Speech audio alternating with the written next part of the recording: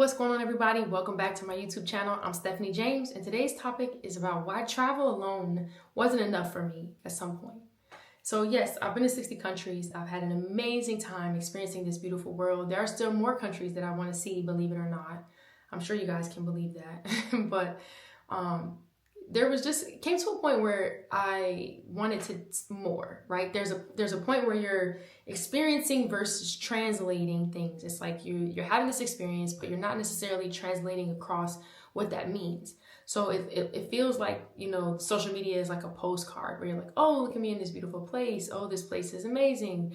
Oh, the food is so good. Oh, this. But I think there's a deeper resonance with people that haven't experienced it yet or want to experience it. When you translate the feeling or the meaning of a place, right? Or the history behind why something feels so powerful. I think if somebody goes to Ghana and they go to the door of no return, there's a lot of pictures and a lot of videos and a lot of commentary about visiting the door of no return. But that was like one of my biggest viral videos on my Instagram, was going to the door of no return, but not because it's because of the caption. It's because in the caption, it talks about how I felt and what it meant to be there, and that moment would stick with me for a really long time. And so it's one thing to kind of show what you're doing and where you are, and it's another thing to actually translate the meaning of that thing. And I feel like that could be applicable across a lot of industries, not necessarily just travel, but where you're actually explaining the process. Like, people appreciate the process and the journey. Like, when you're successful, a lot of people just like, you wake up and you seem like you've been successful, but people have been trying to accomplish that thing sometimes for 5, 10, 15 years before they actually came out on top. And all we see is the people on top. And so I think it's important, be it travel or be it something else, when you're experiencing something, to also translate it and translate the meaning and the importance behind why you're there, or what you learned, or what will stick with you far after you go. I think another thing is moments versus meaning, right? You can have a moment, and that kind of plays into what we talked about too, where you have this moment somewhere, but when you add meaning to it, when you add intentionality behind it, or tell somebody why you're doing what you're doing, or why you're going where you're going. Sometimes people are just like, I just want to go to Ireland because I've always wanted to go to Ireland and I don't know why, I've never been there. But that's your why, that's meaning, right? Like, this thing has just always been with you since you were 10, or maybe you had a baby doll and like it had an Irish accent and it just made you want to go. Like, it's always important to share your meaning or your purpose or your intentionality behind something that you're doing, to really help people connect with you and get on board. And they don't necessarily have to agree or even attribute to the same things or feelings, but when they understand the why behind the what, it does help people connect a bit better. And then the other piece for me with travel was just consumption versus contribution.